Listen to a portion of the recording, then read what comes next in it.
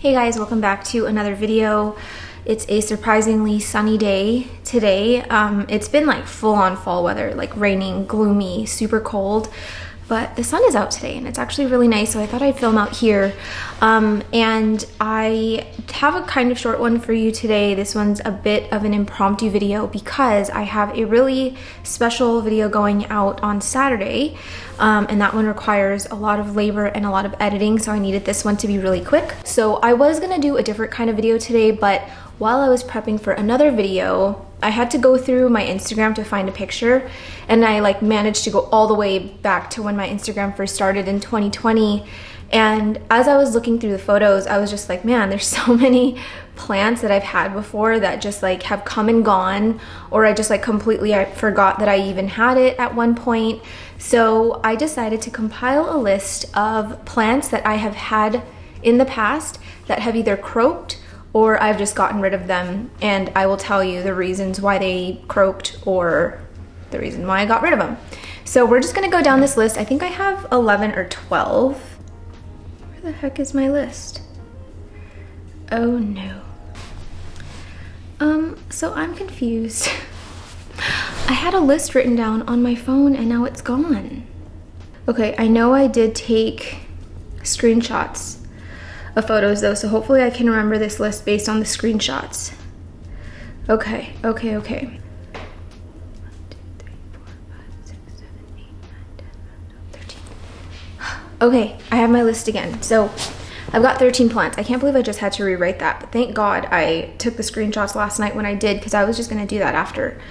Anywho, the first one is one that I have both gotten rid of and they've croaked. By the way, I'm saying the word croaked because I am trying to avoid using the D word, D-I-E-D, for monetization reasons. It's kind of weird, the things that the algorithm picks up in terms of like lowering the amount of money you make on a video based on the words you say. So yeah, this plant both croaked and I got rid of it. So it's the Philodendron varicosum. Looking back at previous videos, I've always said that the first thing I ever imported was an Anthurium morocquianum. That was back in 2019.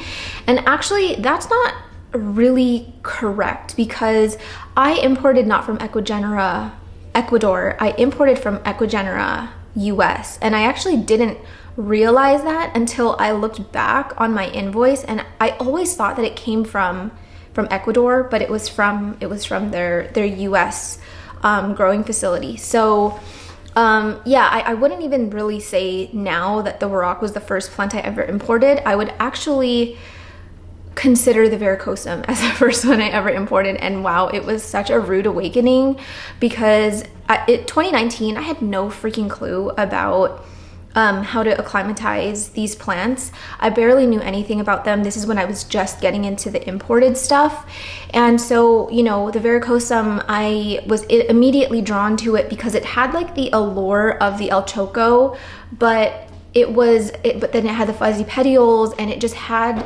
something that, like, I don't know, really like drew me in. So a friend who had imported previously, she had been selling imported plants even before I got into it, and she let me know that she had a shipment coming in. She let me come in, take a look at everything, and I immediately went to the varicosums, and she was like, nope, no, those aren't ready, those aren't for sale, I need to acclimatize them first. And I was like, please, like, let me have one, like, I'll do it myself. And she was like, have you ever imported a varicosum before? Have you ever acclimatized one before? And I was like, oh no, it'll be fine, I'll just stick it in my Milsbo.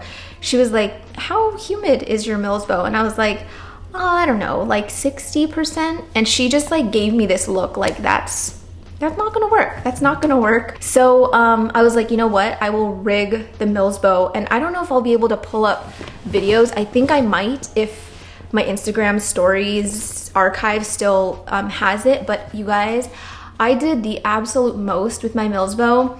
I bought like clear, I think it was clear garbage bags.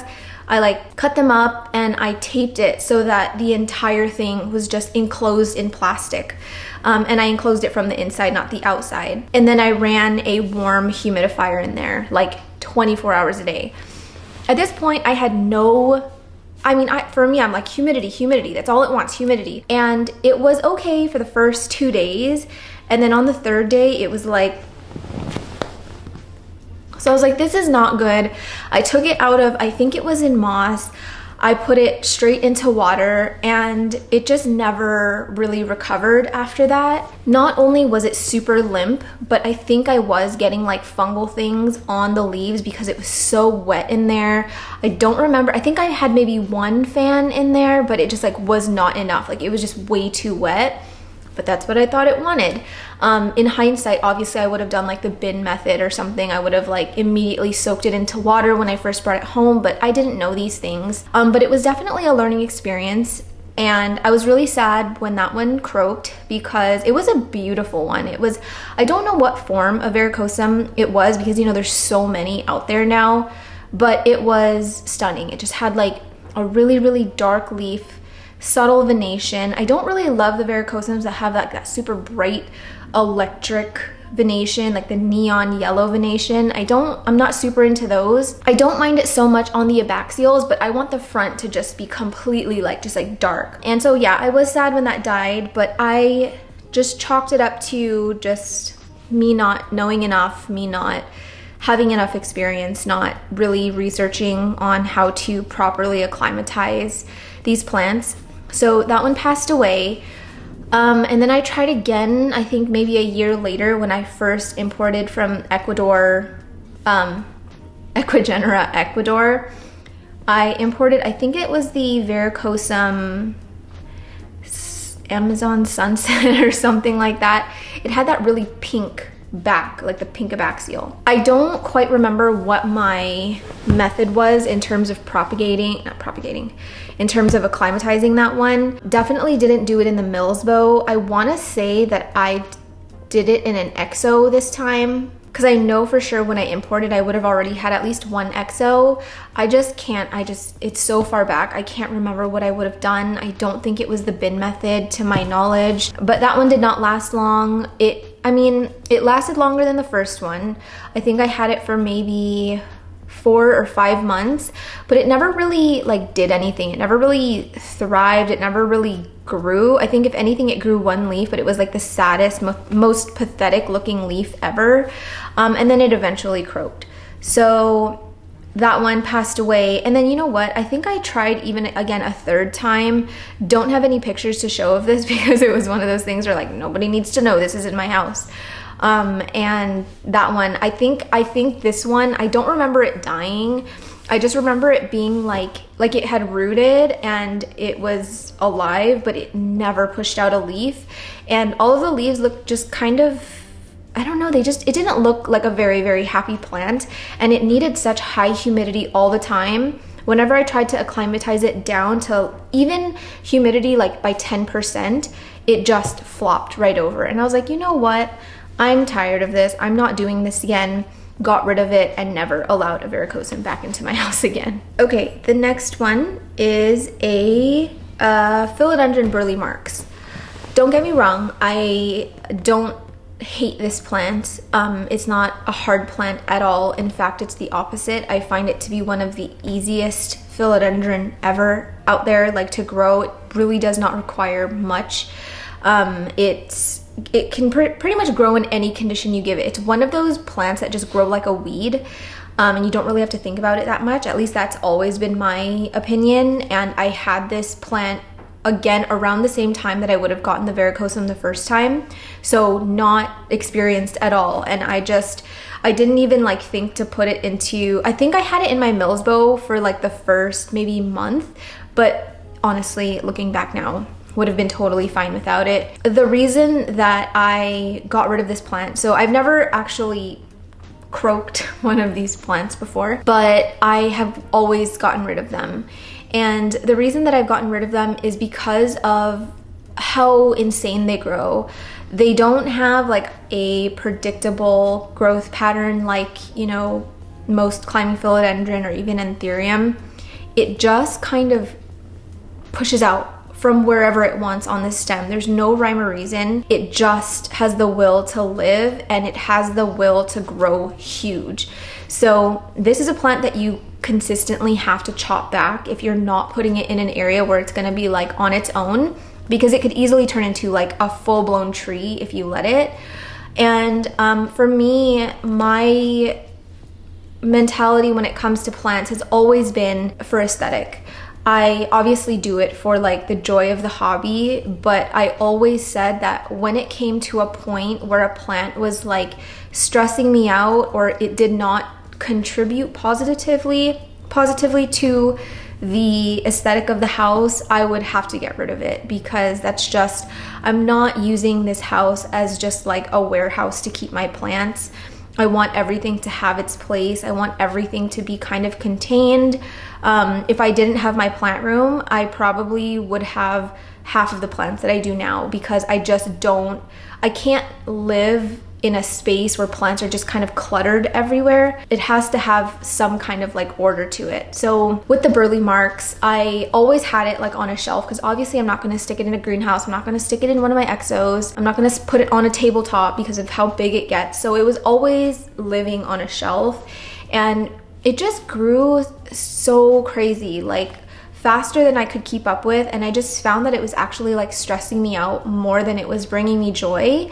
I really enjoyed the variegated Burle Marx because of how like different and interesting each of the leaves could look. It wasn't super predictable like, let's say, a Marble Queen pothos or something. Did I just say pothos? No. I'm a pothos girl. I don't care how the right way to say it is. I will always say pothos, but why did I say pothos? Like the Marble Queen pothos. You know, like every leaf that comes out, it's gonna kind of have that same look. The Burle Marx was not like that. It was like you could have a half moon, or you could have speckled, or you can have mottled variegation. Like it was very unpredictable and exciting that way. So I did enjoy it for those reasons, but it wasn't enough to keep me like hooked to have it long term. So I had a Burle Marx back in 2020, had that for maybe a year and a half, eventually got rid of it, somehow ended up with another one again, both a variegated and non-variegated one, and quickly just like remembered why I got rid of it in the first place. So those are plants, not those, but like the variegated and non-variegated version. They're plants that are great if like you have a dedicated spot for it, if you maybe don't have as many plants as I do, and you want a plant that is interesting, like not just your typical big box store plants, although big box store plants now are actually quite interesting, but you know, having sort of a neat plant around that you don't have to think about too much. And that just grows vigorously. And you know, if you don't mind having to like prune it back all the time, then I think that's a good plant for you, but it just didn't work out for me. Okay, next plant on the list is one that is no secret on this page. By the way, I'm wearing my pajamas. I was gonna change, but then I was like, why? There's no point. So this plant is the Monstera spruceana. This is the plant that started the trend on Instagram of like chucking your plants at the wall. Now, I've mentioned this before that it got a little out of hand on Instagram, I'm not gonna lie. There were some people that messaged me saying how I was starting like an unhealthy or toxic trend, or like why would I encourage people to do this? I just want to clear the record, okay? For one, I don't give two craps about what you do with your own plants in your house. It's not my business. I didn't pay for it. I don't take care of them. But on the other hand, when I started this trend, it was actually not me like just chucking any plant at a wall that I was like frustrated with. It was chucking runners. If you don't know what a runner is, it's like basically like a long tendril of stem that just keeps growing without a leaf. And usually that happens if it's not given like the best conditions, if it runs out of a pole, if it's, I don't know, not warm enough or not enough light. Something is telling the plant that like it's just not getting adequate conditions, and so it sends out these runners to like basically go searching for better conditions. So I had this spruceana that was on a pole in an exo. I thought that I gave it the world, but it would just run and run and run and run. I only managed to grow like 2 leaves in my care, and it wasn't even from the main plant, it was from a propagation. Like I had chopped the runner and like put it into a prop box, and then I got 2 like small leaves from it on 2 separate propagations, and then as it continued to grow, it just ran and ran and ran. It just was the most frustrating plant ever. So there was one day that like I had this runner that was like wrapped around the pole. It was like going a different direction in an exo. And so I just decided, like, just took my camera out, grabbed a scissor, chopped the runner off, grabbed it, and I just chucked the runner at the wall as hard as I could. And it was so therapeutic. It felt so good. And so I started doing that with like all of my runners. And then eventually I gravitated towards plants that like were being naughty. So the next plant that I did it with was my begonia whitei. Not that like I hated that plant, but it just dropped its leaves so often. Every single day I would see just this pile of dead leaves on the floor. So what I did was just grabbed a bunch of the dead leaves on the floor and I just chucked it at the wall. And again, another therapeutic moment. But people on Instagram interpreted it their own way, which they have every right to, and they would just like take entire plants that were pissing them off and just like freaking chucking it at the wall, or chopping leaves off, just random leaves off and chucking it at the wall. And like, no judgment here, whatever you want to do, it's your plant. But that was not the intention when I started that. I didn't even think it was going to be picked up. It was just a story that I posted. But anyway, this plant is the one that started it all, and I love the way the Monstera spruceana looks. I'll throw in a really good photo of like what it could look like at its fullest potential or whatever, and it's beautiful. It's got like these nice velvety leaves.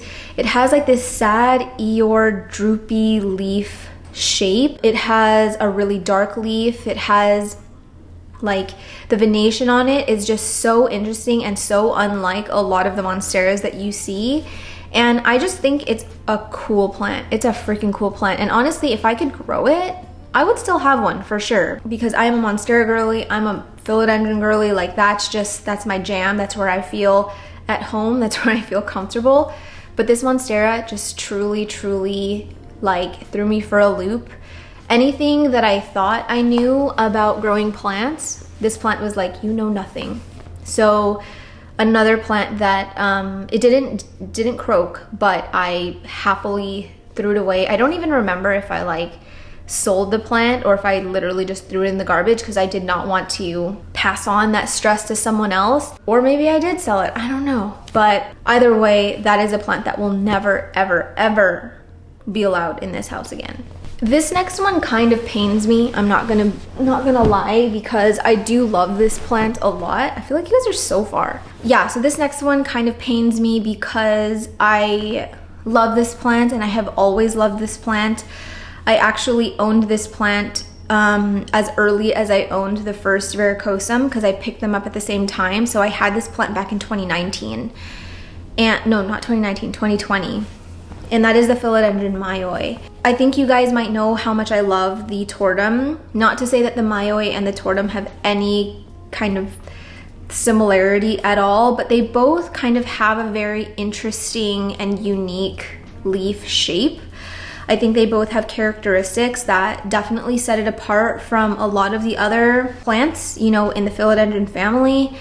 And I've always loved it. And so when my friend had a large plant, I completely fell in love, didn't care what the price was. I had to have it. And to me, it just looked like a plant that was gonna be really easy to grow. Not to say that like it has any specific care needs that are like very difficult. Does not, in my opinion, in terms of just surviving, doesn't need a ton of light, doesn't need a ton of humidity, doesn't need a ton of warmth. But I will say that if you're just giving it ambient conditions, especially if it's not on a pole, it doesn't really thrive, at least not in the climate that I live in, not indoors, not with just artificial light. I had such a hard time sizing that plant up. It just always, the leaves always just got smaller and smaller and smaller. And I have tried increasing the light, of course. I have tried putting it in an exo because there was a point where I was so determined to make sure that I had a mayoi that was growing in my collection, but it just kind of seemed like anything that I did, no matter if I like upped the fertilizer, I was using mycorrhizal inoculants, it just kept sizing down. And I know some people, I've seen it, like people growing the mayoi indoors, it'll just be like in a corner next to their TV and it's just like this big old tree. Don't ask me how. Don't ask me how that happened because that was not my experience. The last mayoi I ever had in my collection, I did try and put it on a pole. Still nothing. It rooted into the pole. It was fully like holding onto the pole, but nothing. Just like the leaves. It went from having a leaf like this size, like because it was pretty big, the import leaf, to like the newest leaf being this small with like the tiniest little what are those called? Pinnations? Are those pinnations? And so it was eventually stressing me out more than it was bringing me joy. And it was one of those plants that was not easy for me to get rid of. I still, to this day, don't love the fact that I don't have a mayoi in my collection. Like, you guys know that I've been purging like crazy over the last like month or two. And I truly can't even tell you one plant that I've been missing so much. But I will say that when I do think about plants that I have gotten rid of before that I do miss, the mayoi is probably like the top of that list. But every time I'm tempted with like a very large plant, I just have to remind myself that I'm not good at growing it. And I think that I just have to accept that. I do think that I gave it a solid try. I had a mayoi up to this year, so it was like 4 solid years of trying to like figure it out, study it, and try and like experiment with it, and nothing really happened. So I have to let that dream go. I envy anyone who has a mayoi growing in their houses in ambient conditions, especially if you live somewhere in Canada like me. I don't know what your secret is, but I don't know. I just don't know if I would try again. I'm in a place in my life right now where I just like kind of want this hobby to be a little more chill. I want it to be easier. And I'm not really looking for a challenge right now. I feel like I have enough challenges in this hobby as it is, and I don't really need to add on to that. So yeah, mayoi is a great plant. It's so cool, but just not one that I'd bring home. And kind of similarly, it's not on this list, but same goes with the elegans. I tried the elegans. I think that one is even arguably cooler than the mayoi, but did not have a great growing experience. So both of those never seeing the light of day in my house again. This one brings back bad memories. The next one is a Rhaphidophora decursiva. If this is another spam call. Hello?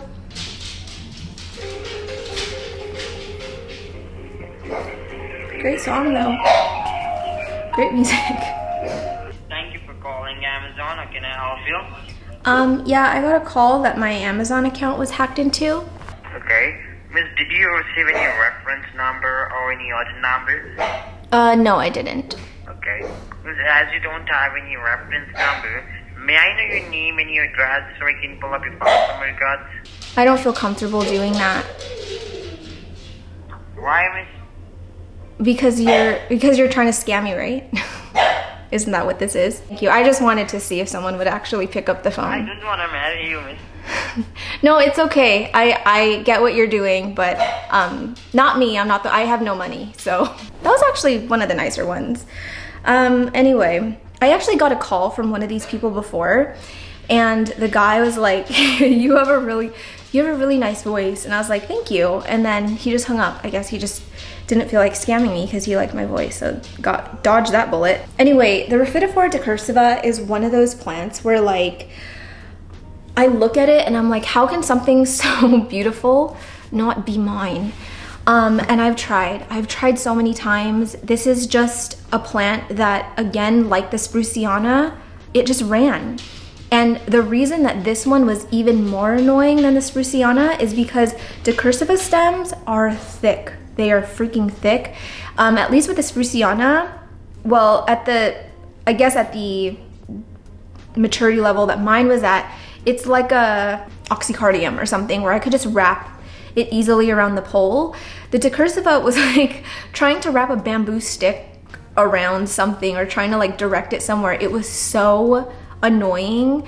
So I would have like nice big beautiful leaves at the bottom and then this just long runner and then a tiny little leaf at the top. I definitely had more luck growing leaves on this plant than the spruceana, but I never really got like that nice lobster claw like decursiva in my care. I liked this plant so much that I was willing to accommodate for it. I was willing to give it the world. And when it just spat in my face, I was like, you know what? Then you can go. So I gave the plant to my mom and I warned her like, Mom, this plant is not nice. She will test you, but you have to be strong. And so she's like, well, I'll try, and gave it to her. Grew like a dream. She was growing it like underneath, I don't know where, it was like in her family room or in her dining room, like at the bottom of this cabinet where it wasn't even getting that much light. And it was growing like a dream. And so that to me, knowing that was my plant, it was just like a slap in the face. I was just like, well, you know what? You too. To me, not every sought after plant needs to be like that dark velvety look. You know what I mean? This plant is the opposite of that. I mean, it is dark, but it's just the shiniest, glossiest leaf ever. It's beautiful. I do think that it has such an interesting shape, not like the elegans or mayoi, but it has that uniqueness that I loved about it. And yeah, it's just too bad that it didn't grow well in my care because I would have loved to have it. I don't know if now where I am in the plant hobby, it would have made it past the many rounds of purging that I've had, but I certainly would have, like back then, have had it for a while. And so the same goes with the next plant on this list, which is the Rhaphidophora tetrasperma. I gave my all to this plant too. I had many over the years. Some croaked, some I just got rid of because it just wasn't growing well for me. There were batches, TC batches that came out locally here that looked so sickly. And I've had some really nasty looking tetraspermas, and I've had some really, really just stunning, beautiful ones. I'll throw in a photo of my favorite tetrasperma that I ever had in my collection. I got this from my friend Ren, and she grew this from a tiny little plant. She said it was also TC, so it just really was like growing conditions because she does have like an actual greenhouse. Yeah, she was like, just give it a pole, give it light, you know, fertilize it, so easy. And that was not my experience. I didn't really quite have the issue of this plant running. I don't actually think I ever really had an issue with the tetrasperma running to my knowledge. It's just that the leaves never really sized up. And for me, the tetrasperma, that's a plant that I would want for the mature leaves, not so much for the juvenile leaves.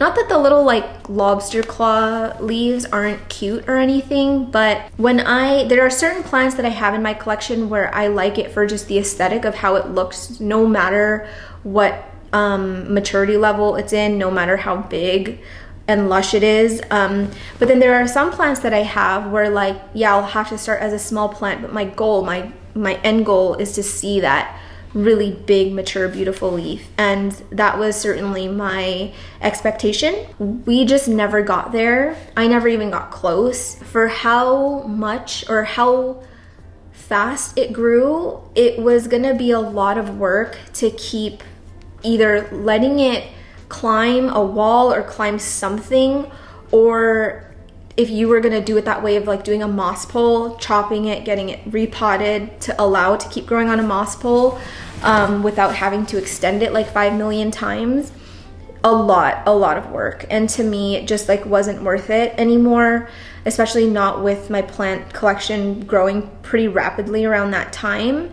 And I just kind of gave up. So I think I've had maybe 2 Rhaphies that just actually like croaked on me. I can remember one vividly being stem rot. I can remember another one being a combination of root rot and thrips. I had a large Rhaphie with multiple stems growing in a pot with drainage in a cache pot, but because I couldn't see the pot, like, because it was like, you know, in a catch pot, I didn't know that it dried out so much until I went to take an Instagram photo, and I noticed that the leaves were like all curled, and I was like, that doesn't look right. And it was like severe dry rot. So I will say that I've gotten rid of more Rhaphies than have unalived Rhaphies, but it's all the same to me. They all just didn't do well in my care. So that is another battle that I have thrown the towel in. Had to get a drink. By the way, this is like my new favorite jam. This is my new favorite jam. Did I say this is the new favorite jam? My new favorite jam. It is orange juice, ginger ale, and a splash of fresh ginger. My preferred way of getting fresh ginger is by juicing it, but I am too lazy to juice it. So what I've done is basically just like boil a bunch of ginger together and then, you know, essentially make it into like a tea, and then I cool it. But it's so good, especially if you need like a midday pick-me-up with no caffeine. Give this a whirl. All right, next one, I don't even really know how to say. I think I'm gonna butcher this really badly. Oh, I had it in my hand and then I let it go. Shoo. So this one is the Hoopsera. See how I just like stopped dead in my tracks? Hoopsera numularifolia. It's a Hoopsera, okay? So here is the backstory with this one. There is a plant shop not too far from me called Artnap, Surrey, and they have a pretty, I would say, good selection of indoor plant stuff, or indoor plants. And it's not really anything super out of the ordinary in terms of what you would see at your regular store. Sorry, plant group drama. So yeah, not what you would see at, like, nothing out of the ordinary of what you would see at your normal big box store. But they often, if you looked hard enough or you came at the right time, they just randomly had these little gems that you would not see anywhere else. And one of these things were Hoopseras. They would just randomly have Hoopseras. I managed to snag one, and it was so beautiful, and I just had to have it. It was a bit pricey, but I talked to the lady who cares for the plants there. I've kind of become friends with her. Like, every time I'm there, like, we have a chat, and she was like, yeah, like, these haven't been too difficult. Their store, it's not just a plant store. It's kind of weird. Like, it's a plant, like the plant area, and then hot tubs.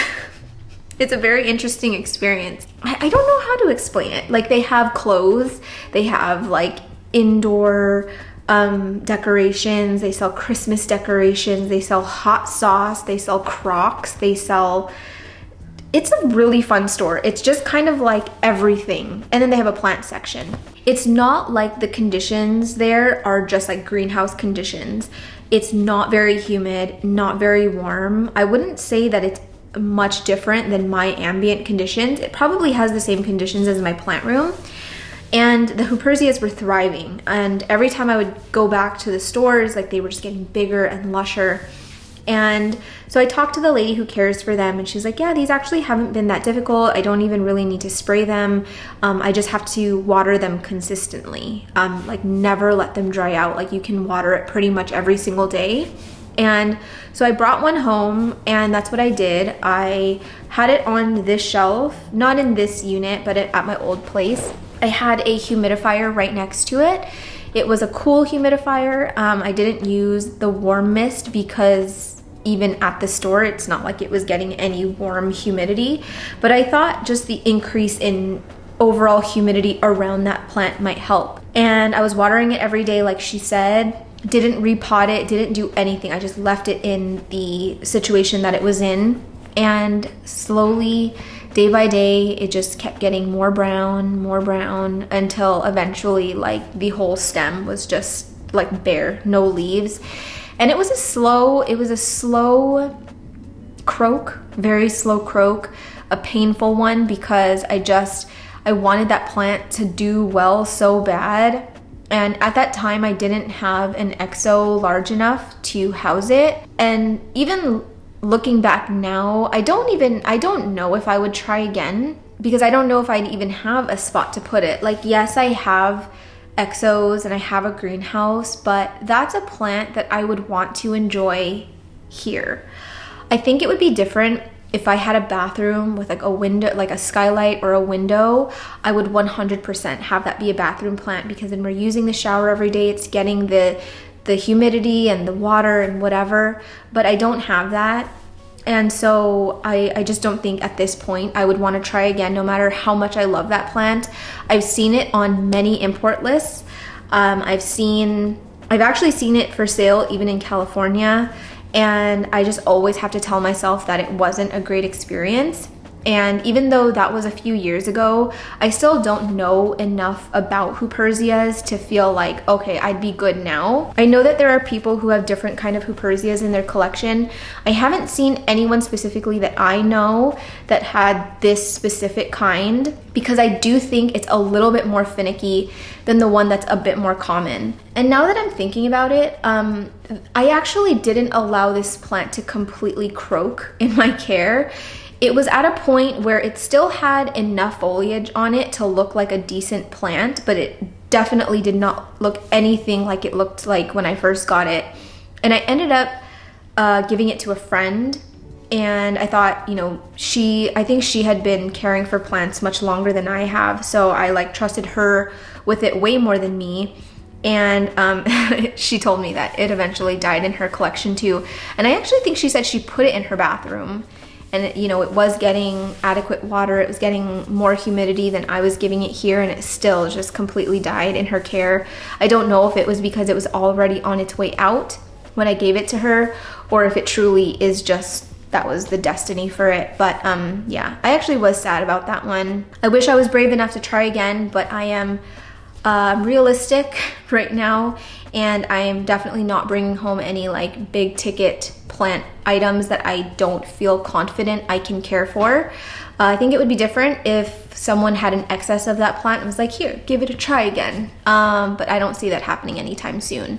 So yeah, had to say goodbye to that one. The next one is not any specific kind of plant, but it's just any Scindapsus. I was a hardcore Scindapsus lover in the beginning of this hobby, even before I got into imported plants. I just always thought they were so beautiful. I was so intrigued by the leaves, and it had a leaf texture and thickness that was unlike any other plant I'd ever seen at like a big box store, and I was just in love. I can name all of the Scindapsus that I've had historically. I've had the Silver Hero, I've had the Argyraeus, the Silver Cloud, I still have the Silver Cloud, Silverian, Exotica, Silver Lady, Jade Satin. I feel like I've had pretty much every Scindapsus that you could own that was attainable, not like the super rare ones obviously, but you know, the ones that you were able to get. At a certain point, I was just crazy for them. Like I had Wally Grow planters of them, I had big trailing pots of them on the shelf that were taking over everywhere. I had a Scindapsus in every corner of the house. It was good while it was good until it was not good anymore. And the reason that I kind of decided that maybe Scindapsus wasn't for me was because I realized that they weren't very forgiving. Of course, this is just my experience, but it just doesn't have a lot of the resilience that I feel many other trailing plants have. And I am keeping in mind that this was before the use of mycorrhizal inoculants. To some extent, soil has you know the beneficial bacteria in it, but I wasn't like consistently adding it to the soil, and I do think that that's played a huge role in the resiliency of my plants lately. But that aside, comparing it to a plant like the marble queen, the oxycardium, the micans, you know, there have been times where I've forgotten to water it, or I maybe over fertilized, or it had thrips or something, and while it would go through a period of not looking great, it's not like it would just completely die back, or it would just like curl up and never come back. I was always able to kind of get it out of that really ugly, you know, sick stage. I felt like with all of my Scindapsus across the board, it was like if you messed up once, there were going to be permanent repercussions to that. And that primarily being the curled leaves. I experienced this on pretty much every Scindapsus I've owned, and I didn't really appreciate it for that. I felt like it was way too high maintenance. If I missed one watering, it was like I'd have to just trim the plant back so much, or else I would just have like this long trailing plant with leaves that looked like little taquitos. So didn't appreciate it for that. Definitely when it had a pest like spider mites or thrips, wasn't also very forgiving. It would yellow at a rapid pace. It would curl at a rapid pace. Watering requirements in general, I felt like were more demanding than a lot of my trailing plants, in that it required so much water, and that was not great for me during times where I had to go away. I did have pretty much all of my Scindapsus at one point in no drainage because of how much water it required. But even then, I felt like I couldn't keep up with it. And for the Scindapsus that I did have that were growing relatively well, like not water deprived, not going through any kind of stressor, I felt like it just had the tendency to get really leggy, and it wouldn't have that really full bushy look. I will say that this was before I really started heavily using the trim back method to get things nice and bushy. Maybe my experience would have been different, but I just found that like as it continued to grow, the leaves just got smaller and smaller, and the internodes just kept getting longer and longer, and it was getting really frustrating. So I just decided, like, slowly, it wasn't like one day I woke up and was like, I'm getting rid of all of my Scindapsus. It was definitely not like that at all. There were some Scindapsus that I had a harder time getting rid of, but it eventually happened over maybe the course of a year or two, where just slowly my Scindapsus collection started to dwindle down. And now I just have the silver cloud because I just find it to be a really pretty Scindapsus.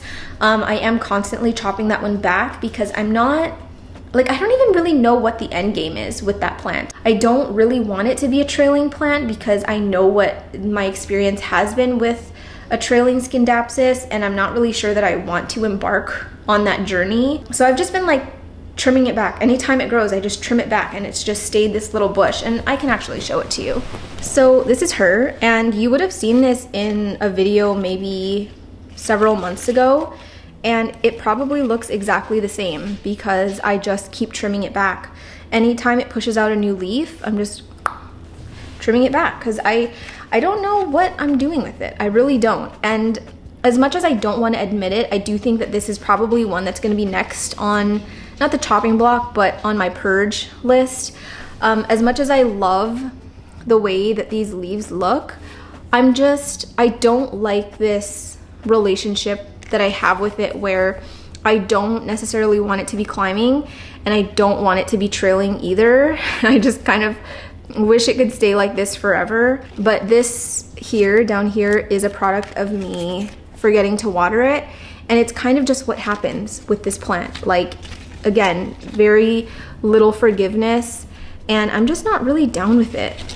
So yeah, again, I do think that there are some people out there that are just so wonderful at growing Scindapsus, and they really, you could tell they put in the effort and the time to make sure that it looks the way it looks. They're giving it like the perfect lighting conditions so that they're all kind of like flush facing forward, but I'm just not there. I would much rather put my effort into other plants, and that is just not one of them. The next one is one that makes me angry when I think about it. So this one is the Philodendron brandtianum. I think I first had this plant in 2022, and I I think I underestimated how hard it would be to grow just based on the way it looks. I tend to even now still think that plants that are like not velvety are just generally easier to grow, and that's certainly not, that is not the case at all. I know that now, but back then I was just like, oh, it's not velvety, it's probably so easy. So brought it home. I think that my initial goal for this plant was to let it trail because I didn't know that it climbed. So that there was issue number one. I was like, this plant grows so dumb. It's not going downwards. It keeps going to the side. I didn't know what it was doing. So then I tried to get it on a pole. This was when I was still using like the traditional moss poles with like the net and stuff. Bad. That didn't work. I never had any runners on this plant, but it would just put out the most sickly, ugly looking leaves ever. And so I just got rid of it. I don't actually think I've ever like unalived a brandy, but I have certainly tossed multiple of them. I think I've tried 3 times now. So I'm gonna skip over the second time I owned it. Don't know why I even brought it back into my house a second time. Third time, it was more of like a challenge.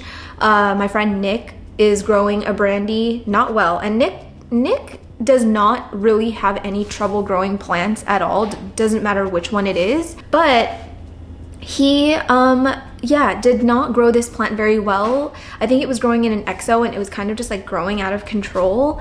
Wasn't sizing up or anything. By the way, I'm gonna throw in a photo of a mature brandy because they are just so beautiful. So we were cleaning out his exo and I just took a cutting. I was like, let's try it again. And again, it wasn't because like I wanted it, it was a challenge. I was like, I bet you I can do this again. I've got new fertilizer, I've got new myco, I've got a greenhouse, I've got it all. Tried getting this on a pole again. Nope. It rooted into the pole. It actually started climbing it, but again, the leaves were so sickly, and I was doing the CalMag thing. I felt like I was feeding it adequately, but it just was not giving. It wasn't giving me anything. I felt like I was giving and giving and giving in this relationship, and there was no kind of compromise. We never met in the middle. It just always consistently reminded me that I was a failure, and I didn't appreciate that. So the third time, threw it away, didn't even bother trying to sell it. I just happily chucked that in the garbage can. So as beautiful as this plant is, as much as I love its mature form, especially, I think there's 2 different kinds of brandtianum, and I do think the other one is actually more beautiful than the silvery version. It almost looks like a hybrid of like a Scindapsus argyraeus and a brandy, and it's so cool. But I actually saw this one on an import list, I think it was last year or maybe early this year, and I was like, nope, not me. You're not getting me this time. So again, another plant that I am just going to happily enjoy seeing pictures of, enjoying it in other people's collections, but she is not allowed in this house anymore. I'm gonna take a break because Vince is on a work call. So be right back. Ad break.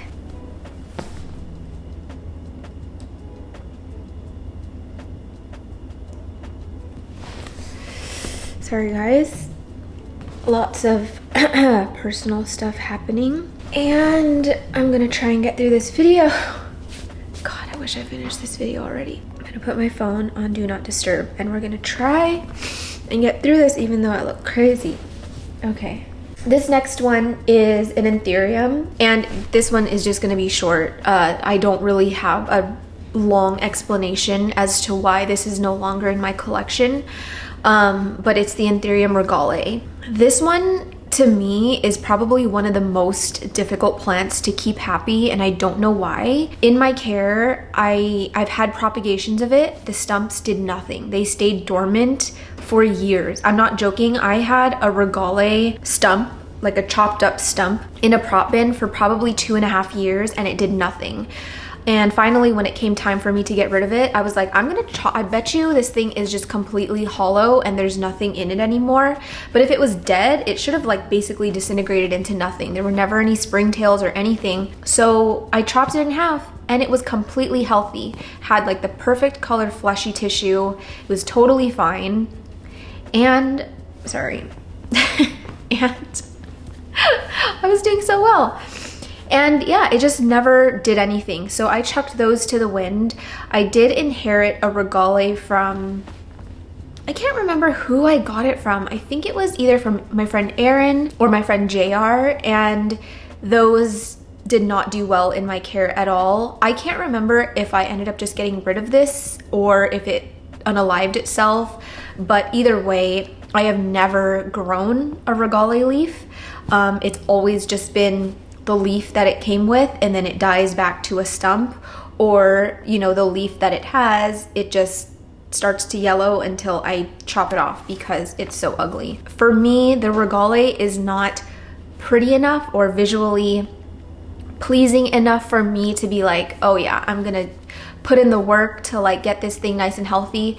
I just didn't like it enough and eventually got rid of it. The next one kind of pains me to talk about because I feel like I've had such an up and down relationship with this plant over the years, and it's a plant that I've always tried to grow no matter what it put me through, and that is the Philodendron Mamei. I feel like many of us have this relationship with the Milano, and I feel like it's either you're not great at growing Milano or you're just like amazing at growing Milano. And I have seen many people online anyway that grow these really nice big Milanos. Like they're all in like Florida or Thailand or the Philippines. Like they're somewhere tropical, there's somewhere warm and humid.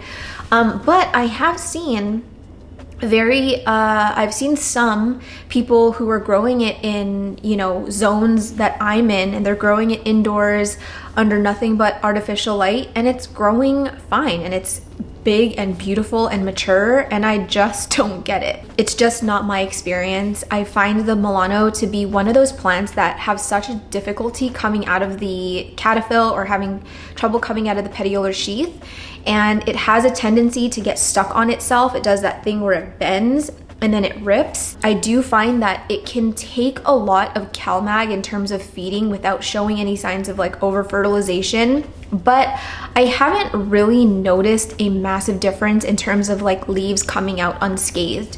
Now I've tried the greenhouse method. I've tried growing it outside of a greenhouse, tried an exo, I've tried right next to a window, and nothing worked for that plant. I've always struggled with it. I'm always stressing about it. I think the only thing I haven't tried is something that's like just a really like wet environment. I think if I had a bathroom with a window where I could like keep this plant like in the shower or like in a windowsill in the shower or something, and I could spray it, I think it would have better luck at coming out of the cataphyll, actually attaching to the pole, but I just don't have that luxury, nor do I have the patience to do that. The only plant that I really sort of shower regularly is my Glorious. And the only reason that I've been like putting that in the shower weekly is because if I don't, the extra floral nectaries just builds up so much, and I just can't keep up with it, and it just burns through the leaves. It ends up looking really sickly, and that's a plant that I love, and I don't mind babying it because I love it so much, but I don't think I can afford the time or the energy to having multiple plants like this. So for that reason, I have recently gotten rid of my Milano. I just couldn't do it anymore. I was sad about it because over the years I have grown some pretty nice Milano leaves, but it's always been such a short-lived little stint, you know? It's not like I grow nice gorgeous leaves and then another one and another one and another one, and then something goes wrong. It's like I get a nice leaf and then the next leaf is either like it just dies in the cataphyll, or it's like half the size of the one that came before it. And I just don't know what it is. I can't crack the code. I know I have friends personally that struggle with the Milano. I don't really have any friends really, like not even Lauren, who has a Milano that's just like this big, gorgeous, amazing thing. I feel like all of us, I think Lauren is pretty okay at growing it. She swears growing it outside of a greenhouse, although I haven't seen a Milano at her shop. I don't know if she got rid of it, but she swears growing it outside of a greenhouse. She says it grows better outside of a greenhouse. tried that, didn't work. But yeah, basically all of my close plant friends, like none of us can grow Milano for crap. So I think we've all kind of thrown in the towel on that one. The next one is a Variegated Adansonii. I really haven't had a love-hate relationship with this plant. It's always been sort of a hate-hate relationship because I've always kind of had a bad taste in my mouth about this plant even before I owned it. And I do have an explanation. So I think that like sort of at the peak of COVID and like where plant elitists were really just kind of like brazenly out there, and especially in our local community, like you knew the ones that were like wanting to flex their collections that they had. It just, to me, it was so like ugly, and it was such a turnoff. And every single one of these like elitists or people who are just like super snobby in the hobby, they were always like, look at my Variegated Adansonii, look at this and look at that. And for a long time I was like, yeah, it's a cool plant, but like I don't want it now because I just am reminded of the people in my local community who just really like rubbed me the wrong way. And so for a long time I was just like, oh no, I do not want that plant. So the only reason that this ended up in my collection is because how did it end up in my collection? Maybe it was Jing. I think it was Jing. I think Jing gave me her Variegated Adansonii aurea, and it was cool. Like it was a cool plant. I showed it in a few videos. It was growing pretty well for me until it wasn't. And I don't know if this is the experience with just the aurea and not the Adansonii, but like that variegation would not stick around. It was like it would melt and turn brown so fast. I wasn't using silica back then, but even without silica, I'm just like, why is this plant so annoying? And so, you know, it got to a point where the plant was maybe like this tall. It was climbing, it had a nice growth pattern. It was climbing the pole. It had like all the leaves were facing the same way, but it was just like brown, brown, brown, brown. I just couldn't look at it anymore. And I was like, I don't even know why I'm trying with this plant when I don't even love it. So I got rid of it. It didn't unalive, but yeah, I just chucked it to the wind. And then the last one is really quick. It's the Philodendron esmeraldense. I owned my first esmeraldense back in 2021, and I fell in love with it the moment that I saw a mature plant of it. And my friend, I think I posted it on my story saying like, oh my gosh, this plant is beautiful. And she messaged me and was like let's do a trade. I traded her a variegated soderoy for a cutting of the esmeraldense. That one gave me such a hard time. I just like could not figure it out. It was pushing out leaves, but they were just so tiny. I did have it on a pole, but I don't know, I just felt like it never really liked me. And even when that one croaked and I replaced it with another one, like a more mature one, nope, nothing. It was so hard to root for one, and like getting it onto a pole was also very difficult. I felt like it didn't really take to the pole as well as my other philodendron did in terms of pushing out roots into the pole. It just kind of was like, okay, yeah, the pole is there, but I don't really know what to do with it. And so it was just too difficult for me. All of the new leaves would come out really like almost thrippy looking, even though there weren't any thrips. It just looked sickly and mangled. And again, tried the CalMag thing because CalMag is usually my go-to in terms of plants that are not well formed, but that didn't work either. And it just always kind of stayed in a rehab state. It never actually got to a point where I was like, oh, it's kind of like on the mend. Like it's, you know, you have some plants that like don't look great, but you know that it's kind of just in this phase where you have to grow out of it. It's so hot, where you have to grow out of it and then it'll eventually like start looking nice. But I never got to that point where I was like, okay, we're gonna start seeing something here. Just you wait. It was always like in rehab mode and like SOS mode, and I just couldn't deal with it anymore. So I don't know if I got rid of it. It might actually still be in my tent, but I am preparing my, I think, last round of purge plants, and that one will definitely make it into it if it's not already gone. Anyway, now that I am being burned alive by the sun, I'm gonna go, you guys. Like I mentioned, I've got a lot going on today, and I just can't be in front of the camera, but I hope you guys enjoyed this video. Hopefully I put together a good impromptu video for you guys. Make sure to watch Saturday's video because it's gonna be good. Just a hint, you will be seeing a lot of Miss Amanda, aka Bunny, and I hope I do her justice and hope I deliver the video that you guys have all been waiting for with Bunny. So give that a watch. Don't forget to like this video if you liked it, and I will see you in the next one.